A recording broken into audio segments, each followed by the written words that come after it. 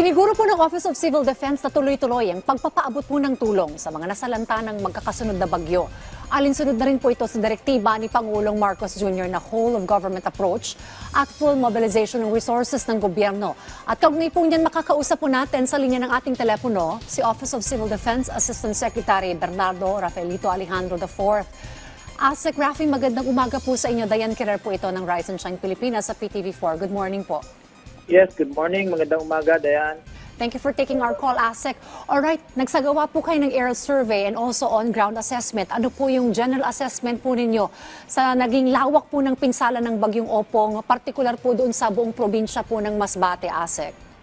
Oo, ito nga, lumalabas na talagang hardest hit ang Masbate. Kaya tatlo po ang napaka-importanting magawan kagad ng tulong. Unang-una yung pag-restore ng power. Pangalawa, yung pag-restore ng telecommunication. And pangatlo, yung pagbibigay ayuda in terms of housing materials doon sa mga maraming nasiraan ng bahay. So yun po ang tatlong pinagbibigyan namin doon. Kasi unang-una, pag wala pong power, may mga kadugtong po yung problema sanga-sanga, no?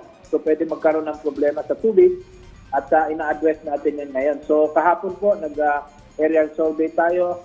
Nagkipagpulong tayo sa gobernador, kasama na rin si Secretary Gatchalian. Yan na rin ang utos ng ating Pangulo, no? Pangulong Marcos at ni Secretary Teodoro, na we should be very proactive at i-anticipate at full force ng national agencies ay dapat tumulong. We are not looking at Masbate lang po. Tinitingnan din natin yung mga dinaanan, no, sa Region 4B like Romblon, Marinduque, and Occidental Mindoro. Kaya kami po sa OCD ay talagang tuloy-tuloy ang aming koordinasyon sa iba't ibang ahensya at gobyerno na kasama namin na nagbibigay tulong dito sa mga affected areas po. Okay, so you mentioned Asek, power, telco, and also housing materials. Doon po sa kuryente, ano po ang timeline po dito? Siguro, ano na rin po ang sabi ng DOE na makakatulong po sila para maibalik po agad yung supply po ng kuryente? In essence, para maging 100% bumalik ang kuryente sa buong Masbate, ang tinitingnan nating timeline dyan, initially is 1 month. Opo. Pero ito nga, nagmo-mobilize na tayo ng mga different task forces na pwedeng pumunta sa Masbate at tumulong sa pag-restore ng power. Isa po dyan, kailangan may ibalik po o may tayo uli yung mga poste kasi marami po poste na putol o natumba. Yan po ang kailangan natin na ma-restore kagad para ma-re-energize uli yung probinsya. So, kailangan po dyan magtulong-tulong. Yung ating DOE, nag-constitute na po ng task force nila from different electric cooperatives na magpapadala ng mga technician, mga tao na pwedeng tumulong doon sa Masbate. So, ngayon po, as we speak, papunta na po yung galing Bicol at meron pa po galing sa, as far as Metro Manila, no, yung MMDA, magpapadala din ng tulong para puspusan itong ma-restore itong kuryente. Ang target natin, hindi po abot dapat ng 1 month kasi dahan-dahan. So, pag naitayo yung poste, kailangan re-energize from the center hanggang sa mga barangays po yan. So, tulong-tulong po kami. Nandyan po ang DOE, nandyan po ang OCD para i-coordinate at i-manage yung mga logistical requirements para tuloy-tuloy po ang tulong natin sa Masbate. For telco naman po, probably po DICT could also help po pagdating po dito sa serbisyong ito?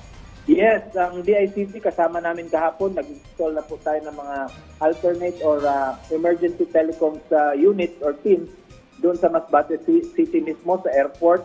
At maglalagay pa tayo doon sa mga isla nila, sa Burias and Ticao, para po may direct communication tayo na tuloy-tuloy para po mabilis ang exchange ng information at mabilis po mabigay yung tulong. So, napaka-importante po ma-restore yung communication po. Now, for the housing naman po, nabanggit nyo highly affected din po yung infrastructure. Ano po yung mga maaring ma-expect po ng tulong ng ating pong mga affected residents? Siguro probably from DSUD din po, sir. Opo, nandiyan na po ang DSUD kahapon, kasama din namin nag-assess. Meron po silang housing assistance na ibibigay. But for the meantime po, nagpadala na po tayo ng mga tarpaulin, mga GI sheets from OCD, from DSUD at other agencies, no?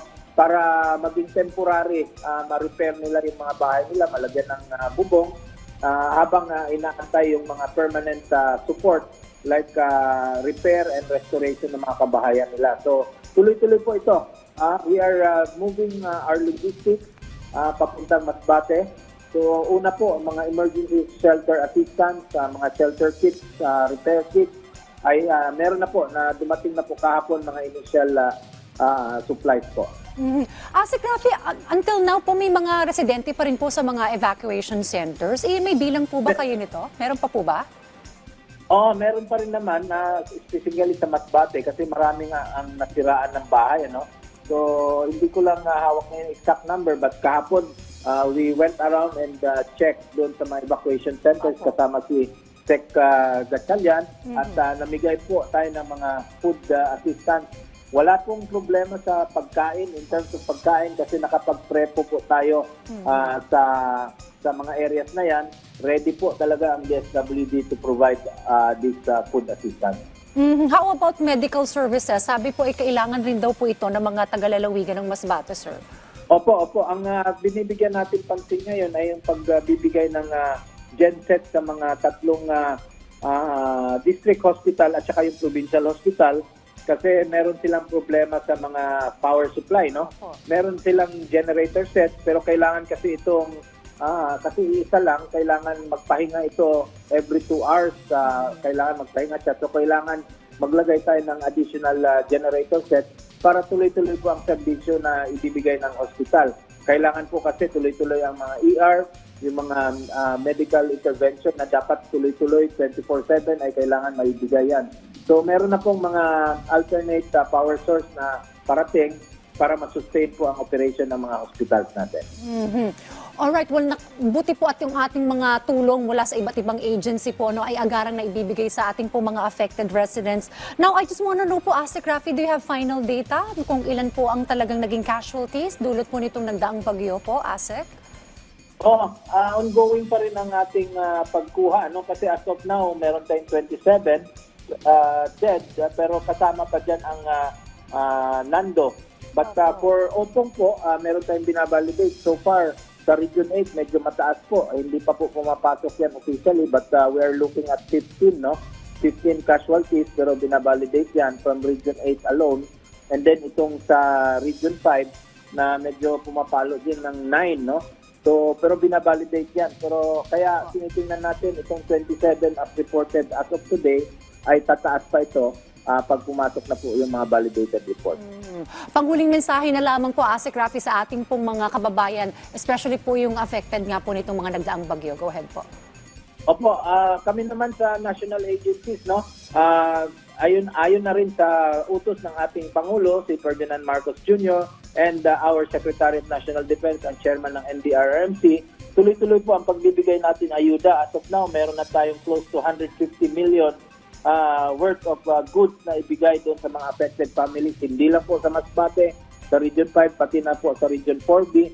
And of course, hindi natin nakakalimutan yung ongoing pa natin sa North, yung tinamaan ng Nando. Tuloy-tuloy po ito.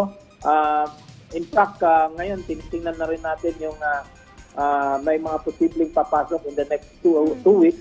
So, nag-prepare na rin kami dito. So, rest assured po, we are here to support and fully mobilized po ang national agency. So, nandyan po kami. Rest assured yung ating mga LPEs, nandyan po kami mag-augment at magbigay tulong sa inyo po.